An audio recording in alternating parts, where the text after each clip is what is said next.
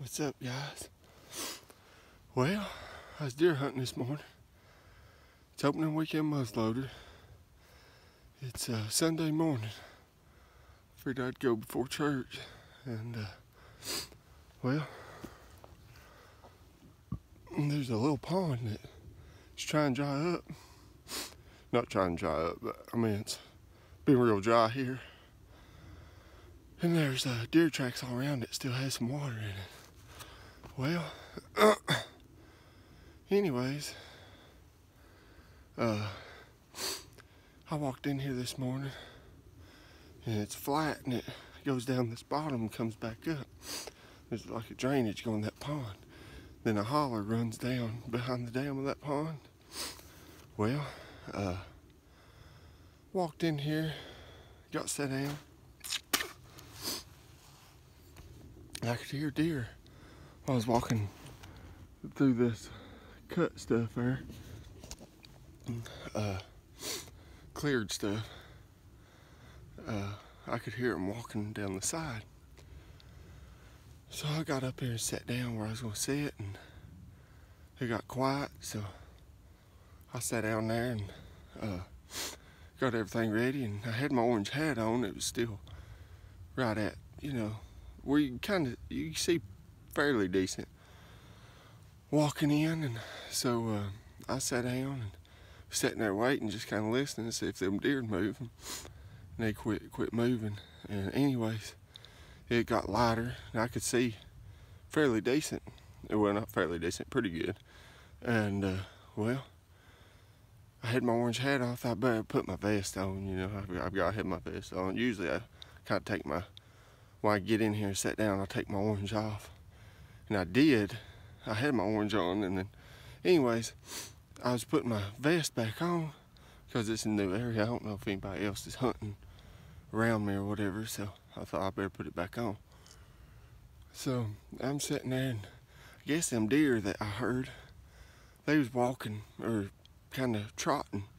I didn't see them, but they went into the wood line on the edge of the clear stuff in where I couldn't see them. Anyways, they was coming across this oak flat back in here. Well, I was sitting there, and I was still trying to put my orange on. I grabbed my gun. I thought they was coming to me to like come in this cut, maybe some water or something. Because they circled back towards me, and I was like, okay. And anyways, they kind of veered off, went back in yonder. Anyways, I was sitting here. I was finishing my orange or whatever. Turn around and look towards the pond. And this buck, he's standing there looking at me, just watching on the dam of that pond. I was like, oh crap. And he's a pretty good buck. So I zoomed my scope in real quick and threw it up, and he's still just looking at me, just looking at me. So I put it, he's kind of quartering to me in a way, so I put it on that chest and shoulder, and I hit him, and he went down. That little dip, went in the woods like 10 yards, fell over dead. I was like, heck yeah. But right here he is. 8 or 9 point. It's a good deer. I think he's a good deer. But I think he's a real good deer. He's a big bodied deer. He's a 9 point. But I done gutted him out and everything. I really wasn't gonna video this hunt and stuff. And then I thought, well, I will. And I didn't even get to do an introduction or nothing. And he was standing right there, and I was like, oh my. So I'm sorry I didn't get none of it on film. But I figured I'd tell you a story about it.